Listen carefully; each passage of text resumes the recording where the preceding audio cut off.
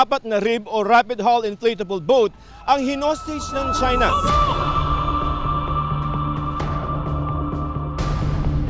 This is Philippine Coast Guard vessel via with Cape San Agustin. Kapag West Philippine Sea na ang pinag-uusapan, hindi lamang bakbakan sa karagatan ang pinag-uusapan. Battle for the hearts and minds din yan.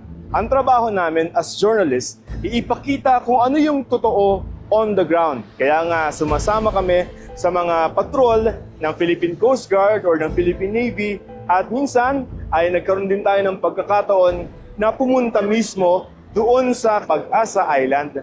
Pero bakit kapag online yung usapan, parang pare-pareho yung mga comment? Echo yarn? Bakit kaya? Paano nababago nito yung mga naratibo? At paano natin malalaman, higit sa lahat, kung alin ang totoo?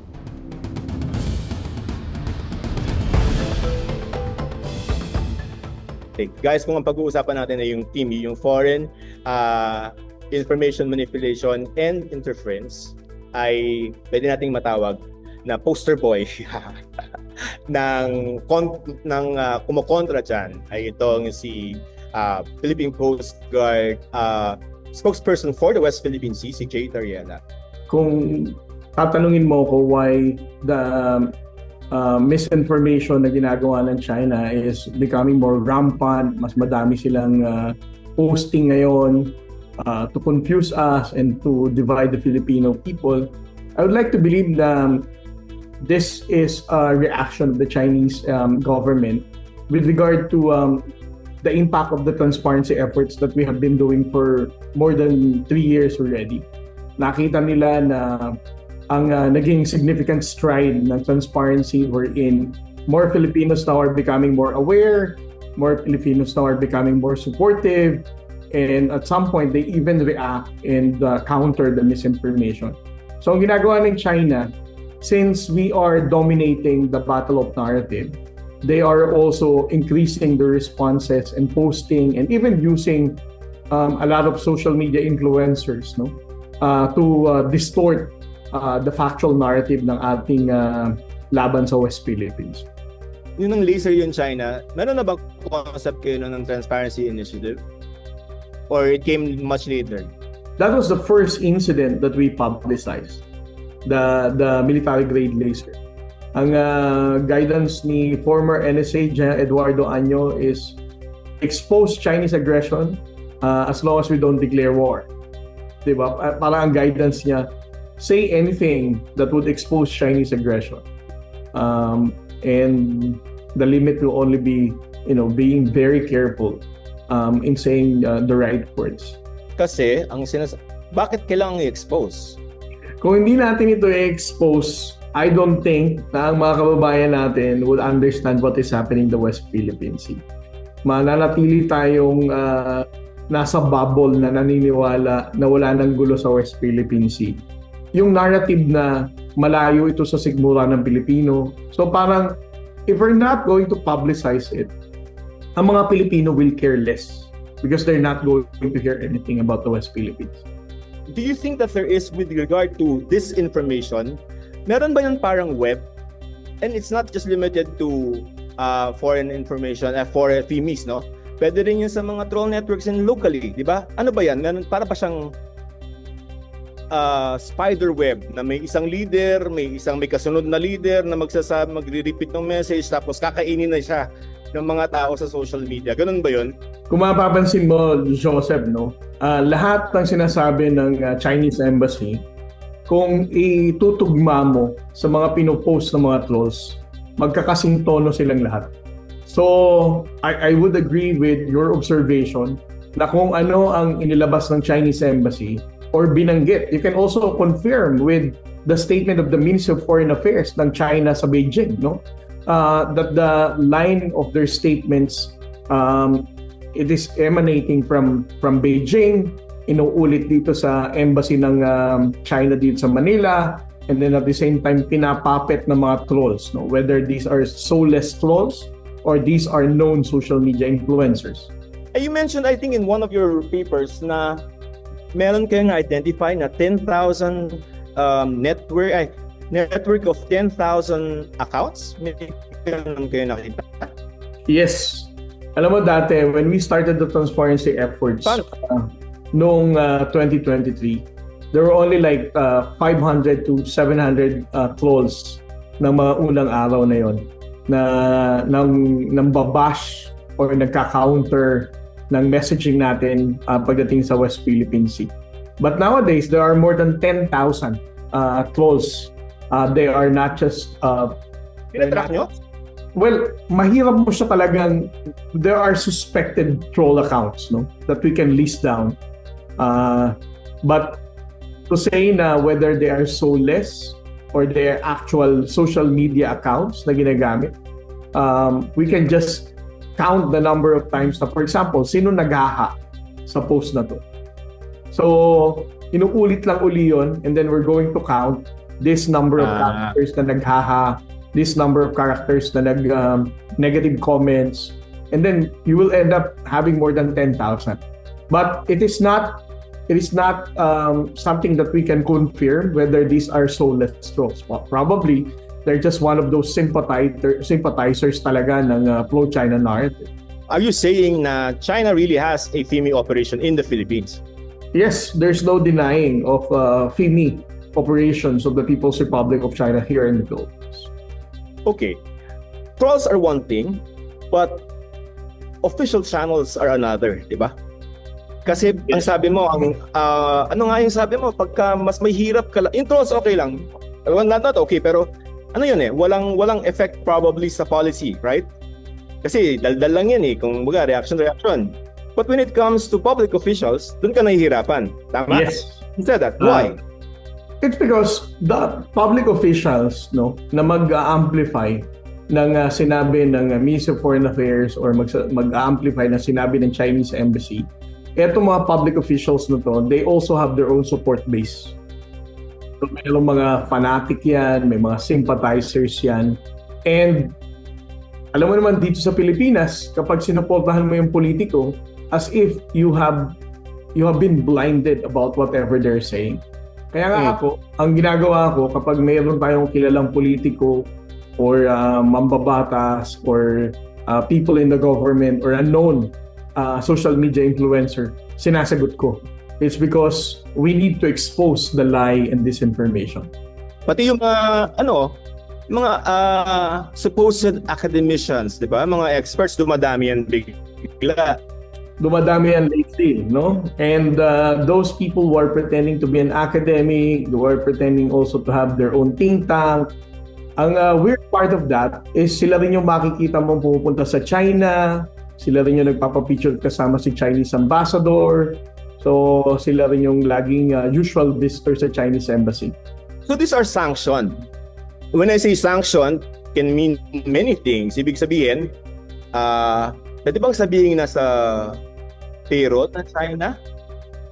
It's very difficult, no, to prove that they are receiving something.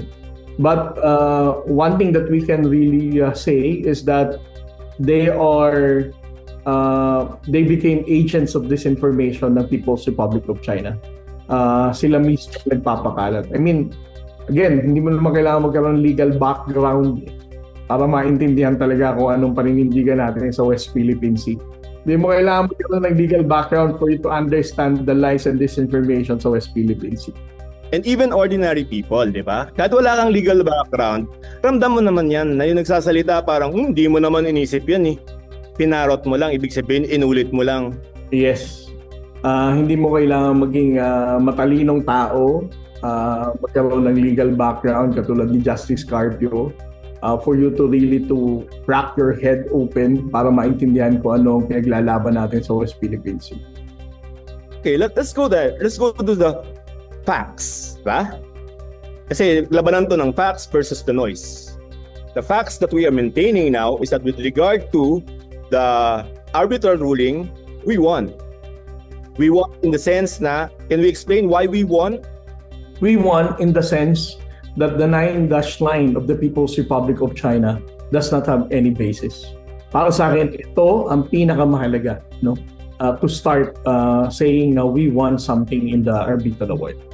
So ano yung mga common propaganda lines? I mean, discuss na natin yung arbitral ruling, the 9-10-25 di ba?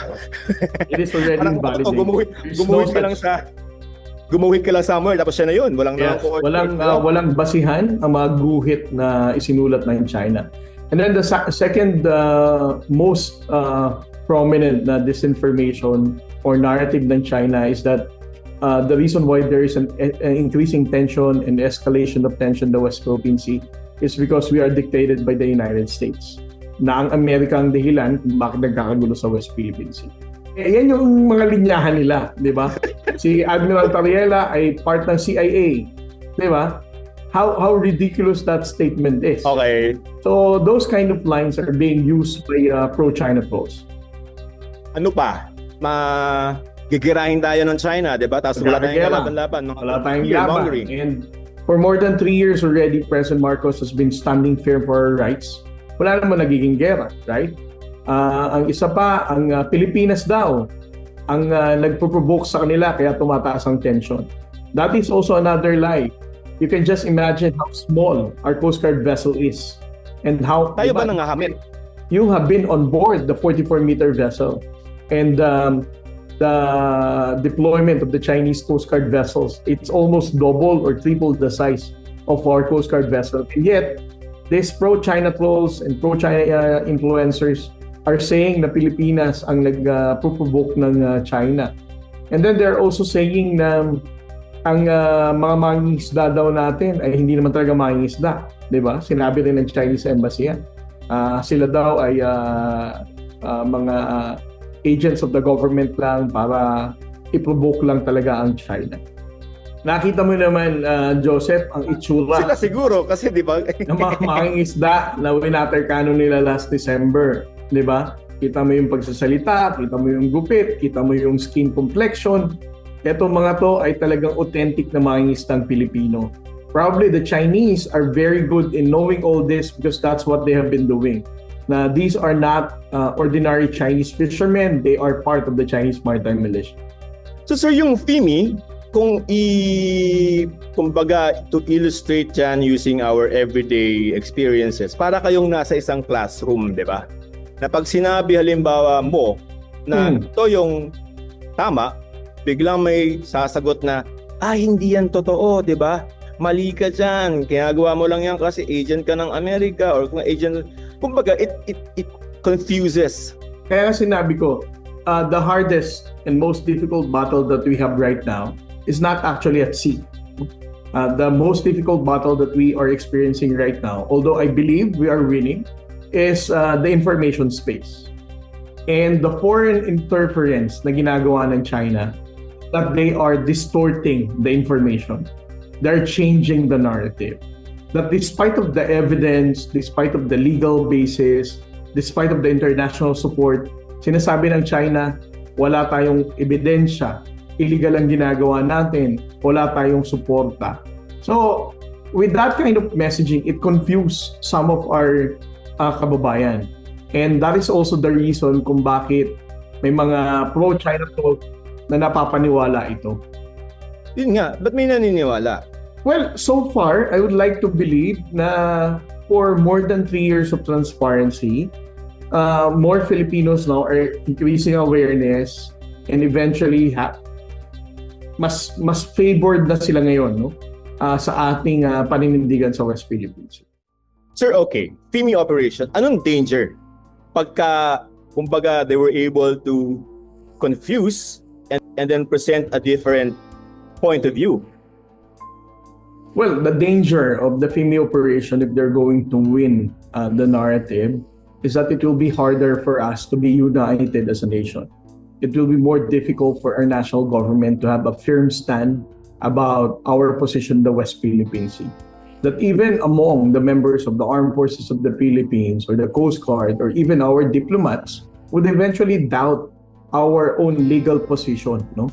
So that's very dangerous. Kung tayo mismo bilang Pilipino ay pagdududahan na natin ang sarili nating posisyon. And for me, ito ang pinakadelikado sa lahat. When we stop believing our own fight in the West Philippine Sea. Correct. Because some truths are truths regardless of whatever, this information is out there, di ba? Nanalo naman tayo sa arbitral ruling. I mean, they're saying they did not participate, it's not legitimate. But plain and simple, other countries recognize that, di ba? Yep. Okay. Ngayon, application-wise, nasa Facebook ako, di ba? May mga... Ako ay isang individual na wala pang masyadong buong posisyon, halimbawa sa WPS. Ano yung guidance na pwede mong ibigay dun sa tao na yon na nag-scroll at maraming kung ano-anong nababasa? Paano mo siya ituturo, kumbaga, sa tamang daan na makabuo ng isang opinion na based on facts? Alam mo, para sa akin, Joseph, ang pinaka most powerful, that can convince any Filipinos na wala pa talagang kaalaman sa West Philippine Sea is when you show them very powerful photos and videos. Na for example, yung kinuhaan mo, ipinablish mo, Sir Joseph, na wina-water cannon ang resupply boat. Wina-water cannon ang Filipino fishermen. Hinaharas ang resupply boat natin noong ng mga China Coast Guard habang they are surrounding the Philippine Navy vessel besides BRP Sierra Madre. There's no amount of text or disinformation na kailangan mo ipabasa. The power of the medium ng photos and videos would already tell and awaken your sense of patriotism. Kung makikita mo ordinaryong Pilipinong wina-water cannon, ordinaryong Pilipinong nasasaktan at nagbibis ng buhay nila sa West Philippine Sea, wala ka nang mahabang explanation pa para sabihin, these people are Filipinos, they are within our own waters, with or without the complete knowledge and understanding of UNCLOS. That is already very powerful. Do you see this as endangering our elections in 2028, yung mga ganitong FEMI operations? Yes, anything that will undermine the democratic process is very dangerous. Especially pag palating na sa ating 2028 national election. Ako palagi kong sinasabi, the transparency effort of the government in exposing Chinese aggression is very important because through this videos, photos na pinapakalat natin, the narrative that we are giving to the public would always remind the Filipino voters na kapag nagdesisyon tayo ng 2028, we should elect leaders, legislators, or even LGU executives na tumitindig sa West Philippine Sea. Ang hirap niyang habulin in the absence of the transparency. Kaya lagi kong sinasabi, if we're going to really be very serious in making sure that the 2028 national election will not be affected by FEMA operations of the People's Republic of China, then we should not be silent about Chinese aggression. Okay, advice to the public on Facebook. Etong mga kabataan natin ngayon, they were growing up naman na we keep on reminding them to be very careful in social media, to be very careful in digital information kasi may fake news and misinformation.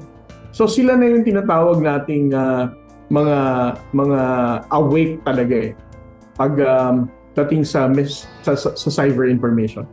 Tayong mga Gen X at boomers minsan, ang ating mga nanay, ulang, sila yung na-victimize ng fake news.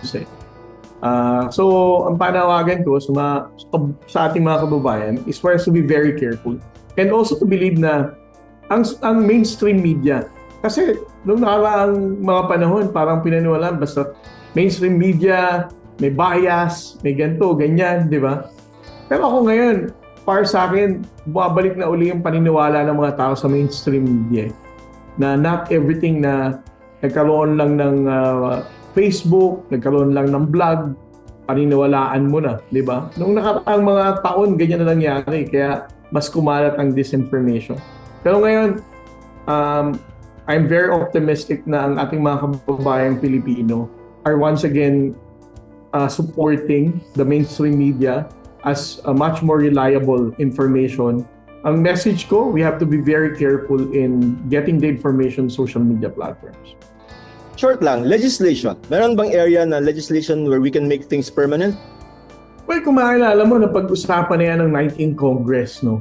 Yung ang pag-limit ng information sa social media and to hold everybody accountable dun sa mga information na ipopost mo. But I think the dilemma in amending or passing a law that would control information social media is our constitutional freedom of speech, for example. There are some people na maku-curtail now ang freedom of expression, freedom of speech. Kaya I'm not really sure kung what's the current status right now of pushing for a law that would regulate information social media platforms. I'm pushing for a much more responsible speeches and expression, especially if it has something to do with national security. I don't think na... How do you do that? For example, if you're going to counter our own factual narrative in the West Philippine Sea, and then you're going to say na, hindi, ang Coast Guard or Armed Forces of the Philippines ang nanggulo sa South China Sea, hindi naman China. So there are national security implications with what you said. So you should be held accountable because you are actually countering the actual operation of the Coast Guard and even the Armed Forces of the Philippines, undermining our national interests. So may accountability dapat. There must be an accountability if you cross the line of national security.